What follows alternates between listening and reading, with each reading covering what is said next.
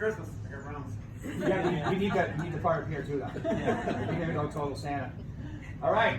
Wow, what a great group today. Awesome showing. Okay, so Carlos asked me to talk about consistency. Okay, which to me is kind of an important part of this. You know, like I'm on coaching calls this morning, and somebody says to me, "It's November, December. What's the nugget you can give me for today?" I love when they tell me that. It's the same nugget every day. It's not, you know, it's not exciting. It's not sexy. It's not wonderful. It's a 4-letter word called work. Right? I mean, does everybody here? Well, I should ask it this way: does anybody have a goal to do less next year? Anybody have a goal? There's always somebody. Less work or less money? No, less work. I want more money, less work. No, less money. Less money and less transactions. Anybody have a goal to do that? Okay, so everybody in here has a goal to do more. So the question I always ask people this time of year is, can you be the same person, you know, next year as you are this year and do more transactions? Yes. No, you can't. You have to change. Tom, you have to change. The only constant in life is change. Okay, it's just a fact, you know. If you want to get in better shape, there are certain changes you got to make. If you want to sell more houses, there are certain changes you've got to make. If you want, like, to me, the math is very simple, and I know I talk about this all the time, but everyone in here, when I spoke here, 3 weeks ago? I gave you guys the simple math. It's the Mike Ferry math. It works. It's incredibly awesome. You have to have a certain amount of conversations every day to achieve your goal. It's that simple. So if you're doing that every day, then you're going to have a tremendous, because look, it's November, what is it today, the 12th? All right, so if you do that every day on a consistent basis, then you'll turn the corner into your best year ever. You know, remember my saying for 2020? Got to have 2020 for 2020 if you want to make more money. Because I've been beating up, thank you, I'll be here all week. You know, as a matter of fact, I went to the Southwest office this week doing Success Series. And if you haven't taken Success Series in a while, take it. I'm constantly updating it. We've changed the book again this year. We'll be changing it again. So always got new stuff in there. The foundational stuff's the same though. Okay? So when I think of this time of year, well, I'll give you an example. They asked me to speak at the National Convention this year next year in Nashville. Right? I was like, wow, that's awesome. I can't wait to do it. Then they said to me, you can have any topic you want. So I sent in a topic. They sent back, no, we don't like that one.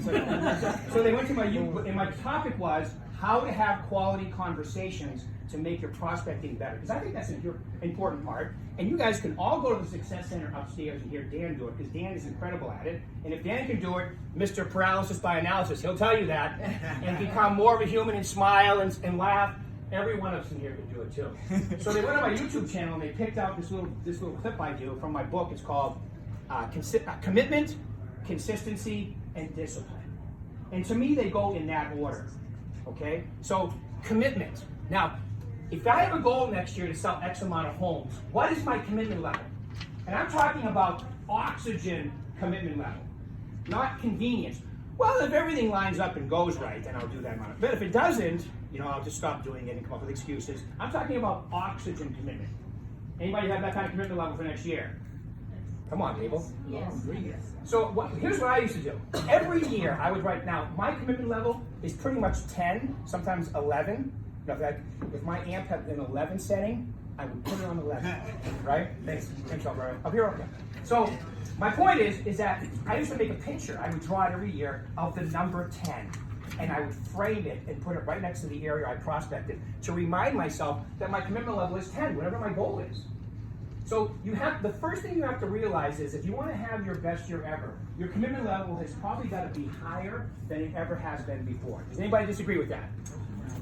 You ever notice that if you really want to do something, if you really, really want it, you will figure out a way to do it.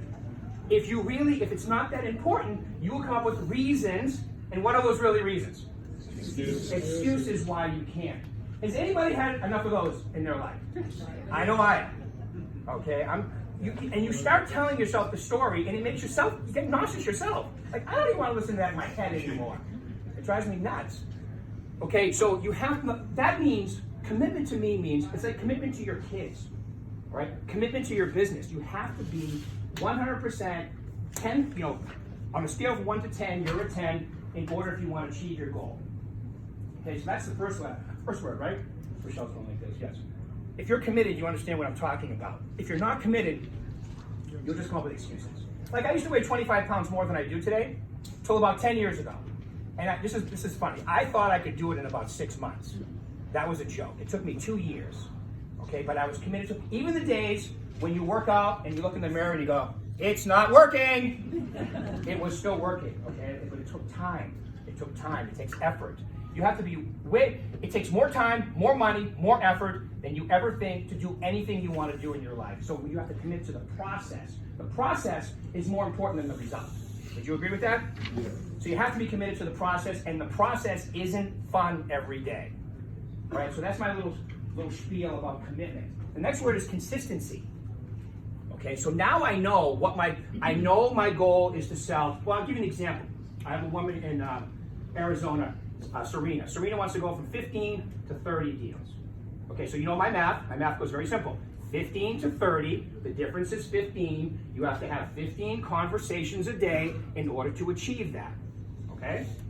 So there's 240 work days in a year, 60 work days in a quarter. She has 300 people in her sphere. She's been doing this for 12 years. So to me, there's 5 conversations she has to have a day. After that, you go through and talk to 5 people a day. That handles 5 of your 15 conversations. Does that make sense? That's pretty simple math, right? Now, I did it alphabetically because I'm not like Mark. Mark calls you on your birthdays. I do that on social media, or Michelle does a lot of it too. All right, so however you're going to contact these people, just be on purpose about it and keep track. It doesn't matter. I know that Billy O'Keefe does their birthdays and their wedding anniversaries and the anniversary of the day they bought the home. I personally, was anybody here ashamed of being a salesperson? I'm kind of proud I'm a salesperson. I've been doing this since I was 19. I've been in a month and a half, I'll be able to say I've been doing this for 35 years, coaching almost 25 of them. Yeah, thank you. I am that old. No. I've been doing it since I was 19. And some days I think about all the changes in the business. Like you guys, we talk about disruptors today, like, open door offer. When I started, you know what? From 1985, what was non-existent in 1985? Anybody know? What is it? The internet. The internet was not around. My kids go, oh my God, you've been around since before the internet? As a matter of fact, as a real estate agent, that was pretty cool. That's why I double-ended a third of my listings, because I had a 2-week head start on everybody. Could you imagine if MLS today they delivered it at the front door like newspapers every other week, and that's where the new listings were. You couldn't go on a computer. The first computer I saw in my office as real estate was we had a computer in the middle of the room, and it had dot matrix paper. Remember that? You didn't even have a screen. You had to print everything out to see it. Okay? But as a real estate agent who prospected and took listings, I always had a 2-3 week head start on everybody else in MLS to sell my own listings. Now, it's much better for the seller today because it's instant. You can get multiple offers. But for a working agent, before the internet was pretty cool. But that was the first disruptor in real estate, was the internet. It basically told us, Jess, I hope you like your job, because in 3 years, you won't be necessary. And I was like, in my 20s at the time, I was like, oh my God, I took it seriously. I thought they were telling the truth. I'm like, oh my God, I like my job. I started saving more money. It came and went, and we're still getting paid 6 and 7%, depending on your presentation, right? Okay, of a real estate transaction all day, every day, right? So to me, the math that goes along with this, like my commitment level and then my consistency, is a pretty simple equation for the kind of money you can make. Does that make sense? It's pretty simple, right? Any questions about that? So like Serena, just to save time, 5 contacts a day, she talks to her sphere. What does she say? It doesn't matter. I call them, I include them in my goals. I tell them about my active open houses. I always remind them I'm in the business. By the way, if you have anybody in your church group, your family, your neighborhood, your office that I can help, I like being a salesperson. I'm not ashamed of it. I'm not even covert about it. I am on purpose about it, because here's what I know. I can be irritating on Tuesday in November, and then on a Monday in March, and they have to sell. Everything I've done comes together in a line. Let's find Tom. Let's find Rick. Let's find the person I know that can get me the most money. People do not hire non-salespeople to sell their houses. So I don't mind. I am transparent about it. All my social media, everything is all about it. Okay? Because I believe if somebody has to sell, or they want the best deal buying a home, they're going to find me because of it. Does that make sense? So for Serena, it was 5 of her sphere. Then she has 10 more contacts she has to make, right? She's going from 15 to 30, so she's got 5 contacts. she's gonna work her farm, and she doesn't want to go out door knocking every day. So Monday, Wednesday, Friday, she's going out to her farm for the equivalent of 5 a day, which is 25. She has to knock on 3 days a week, and she goes knocking for that. Okay, so now she's at 10 of her 15. Does that make sense? She also agreed to talk to old expireds. I won't talk to new expireds because they eat their young and they don't do that, but that's okay. The old expireds work today, by the way. They really work well.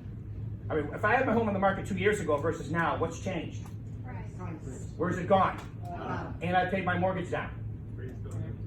Yeah, and the rates are incredible right now. People always ask me, what are the rates? I always go, free.